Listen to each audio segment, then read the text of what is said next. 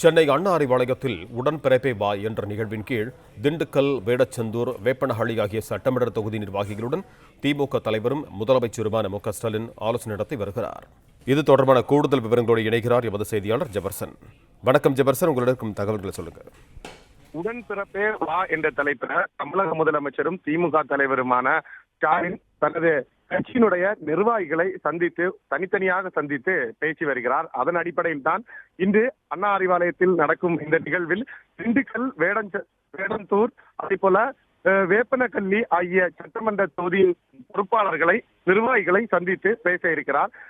ஒரு தொகுதிக்கு குறைந்தது 10 பேர் வீதம் அவர் தனித்தனியாக சந்தித்து வரக்கூடிய 2026 சட்டமன்ற தேர்தலில் எவ்வாறு பணியாற்ற வேண்டும் என்பது தொடர்பாக ஆலோசனைகளை வழங்க இருப்பதாக நமக்கு தகவல் கிடைத்திருக்கிறது. அதே போல ஒன்றிணைவோம் வா என்ற தலைப்புல தற்போது உறுப்பினர் சேர்க்கையானது நடைபெற்று வருகிறது. இந்த உறுப்பினர் சேர்க்கையில் ஒரு பூத்துக்கு 30% வாக்காளர்களை திமுகவில் உறுப்பினர்கள் ஆக்க வேண்டும் என்ற ஒரு டார்கெட்டோடு அவர்கள் பணியாற்றி வருகிறார்கள். அது எந்த அளவுக்கு இருக்கிறது, அந்த பணி மக்களை சந்திக்கும் போது மக்கள் கூறக்கூடிய கருத்துக்கள் என்னவாக இருக்கிறது என்பதெல்லாம் தொடர்பாக அந்த நிர்வாகிகளிடம் கேட்டறிவதோடு வரக்கூடிய சட்டமன்ற தேர்தலில் வேகமாகவும் விவேகமாகவும் பணியாற்ற வேண்டும் என்ற அறிவுரையை அவர்களுக்கு வழங்கி வருகிறார்.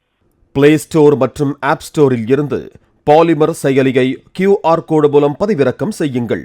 செய்திகளை உடனுக்குடன் பெறுங்கள்.